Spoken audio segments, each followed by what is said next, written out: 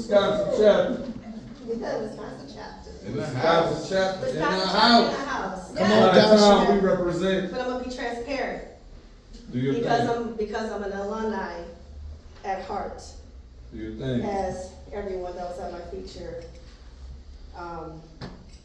last week. Was it this week? Last week? It was Tuesday. It was Tuesday. As everyone that was at my feature on Tuesday realized, I reside in Wisconsin. Illinois roots are still deep in me. All right. Born and bred in the suburbs of Chicago. Born in LaGrange, bred in Schaumburg. Ran away from home when I was 16, moved to the north side in Ravenswood neighborhood. Then I transplanted to Milwaukee. Transplanted to Milwaukee because I have a disabled son, and my beautiful home state of Illinois told me that as my son was a newborn, he had to live in a nursing home. So I said, respectfully, Illinois, I love you. I will always love you, but respectfully, fuck you. I'm not raising my son in a nursing home. That's why I'm in Wisconsin. I'm not gonna use the mic. Yes. Because I'm also a teacher. Yes. I teach high school physics. Yes. And I teach high school environmental science. Yes. And I teach high school chemistry. And I teach high school biology. All the sciences. I just teach science. I love science. So, poetically, I am a controversial poet. I'm an emotional poet. I'm a poet who has a tendency to speak my mind and really not give a fuck what people say. That's what I'm talking about. Oh, well. Talk your shit. Come on, I'm ready. Speak your speak. And I also have to read from the paper because I don't have all of my poems memorized. I have over 500 poems that I have written to this date. I have 2 published books out. First one is called Journey. The second one is called Diamond in the Rough. That time I tried being Christian. Book number 3, my book of shadows, is currently being written and put together. When it gets out, it's gonna be an awesome piece when I'm done with it. I promise you. No. This one is going in book number 4. Okay, so just listen to what it'll say. She's minding her business, not looking for recognition, not being suspicious, yet their eyes on her remain intent as they conjure their plans in their brains to create some sort of remains, enjoying their pleasure before creating others' pain. Their eyes on her remain. She's minding her business.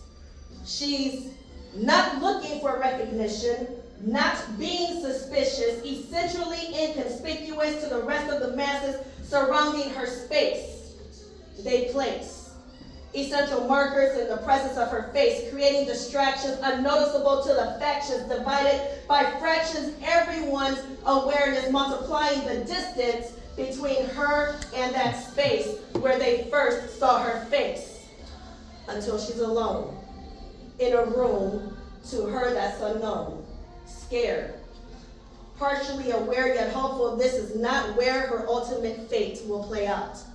Looking for escape, she fails to see any around. These vultures surround. They have her unaware of the time she's been in that place. This place where they torture her with beatings and rapes. They won't let her escape. They silence her screams with fabric and tape. Across her newly disfigured face, the scars by their hands and fists they did create. Hogtied, they have her. She has no idea why or what she did to deserve this. She was minding her business, not looking for recognition, not being suspicious, essentially inconspicuous to the rest of the masses surrounding her space. Red are the messages she sent. Red, where the replies left said, no response from her to anyone she has let them on. Red. Curiosity arises, messages left on red. Suddenly surprises the one she normally replied to, so they go searching for answers to questions they can't conjure. Red are the news stories about her disappearance across all media of all kinds for a short time before she's forgotten by the masses over the short time, while her close circle remains looking for answers of her disappearance. Their persistence stays the same. The scene is ridiculous. The very lack of credence exists as they keep searching, hoping, and praying she is not dead. Red. Her favorite color, they wear as they wonder whatever happened to her. Red. From her busted head, red. From her hair dripping, red. Drips from the bed she last laid her head. She last closed her eyes in pain. She breathed her last sigh, red. Fills my face, my hands, my body with rage from the pain that sister endured through her last day, red. Painted across my face, I stand to trace her handprint across my face as I chase every abuser, every kidnapper, every pedophile, every rapist, every murderer, every sex trafficker who attempts to strip away the feminine race. I wear red for my Native sisters, for my Black sisters, for my Latin sisters, for my Asian sisters, for my white sisters, in defiance to the families from whom they have been stripped away.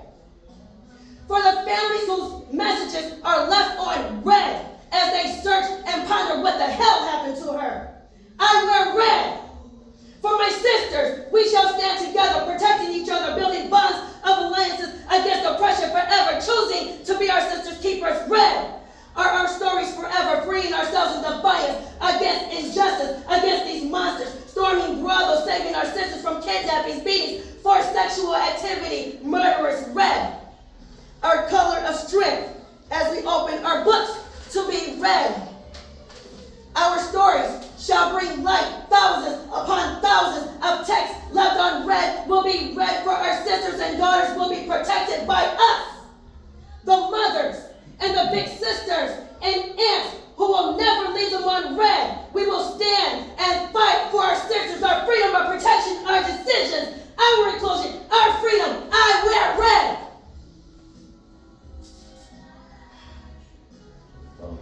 Hell yeah.